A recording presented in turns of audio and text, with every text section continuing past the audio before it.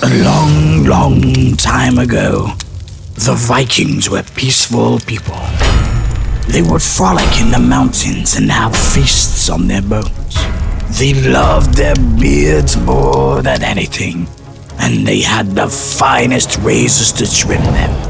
The blacksmiths would cut them with Damascus steel, until one day in the middle of the night, a horde of heathens stole their stash of beard grooming products. That meant one thing to these bearded men: war.